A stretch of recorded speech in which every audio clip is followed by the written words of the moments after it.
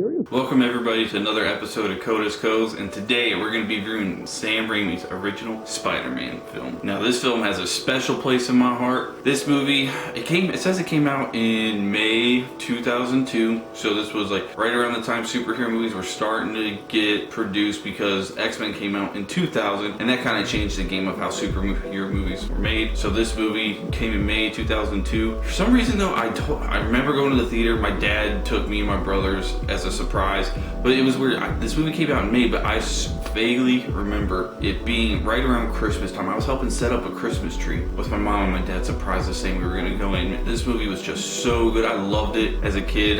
When it came out on DVD, that was the first thing I wanted on my Christmas list. Watched this movie all the time. Still a great movie, and I just watched it again last night to review it, and still love it. It's still good. William Dafoe's Green Goblin, amazing job. Tobey Maguire did amazing as Spider-Man and Peter Parker.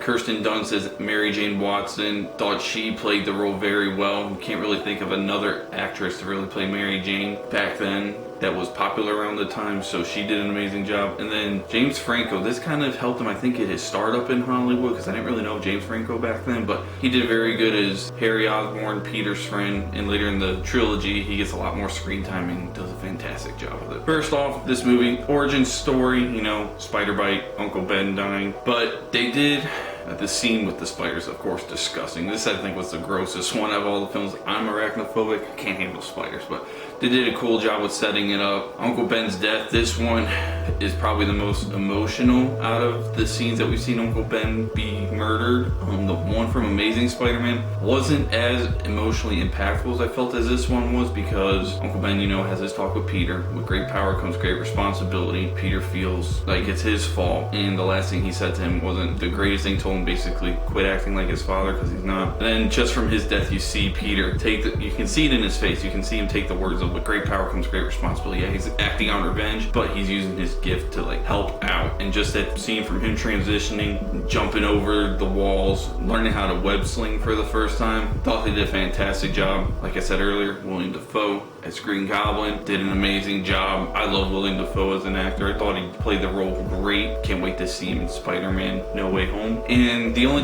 complaint I have about this movie is being an origin story, it takes a lot of character development for Peter Parker. There's not that much Spider-Man. There's a cool scenes with him first arriving into New York when he gets his comic book accurate costume. By the way, the best Spidey costume we have to date. And it's pretty cool. It's like they're doing street interviews of people. What do you think of Spider-Man? Some people love him, some people hate him. And J. Jonah Jameson, whew.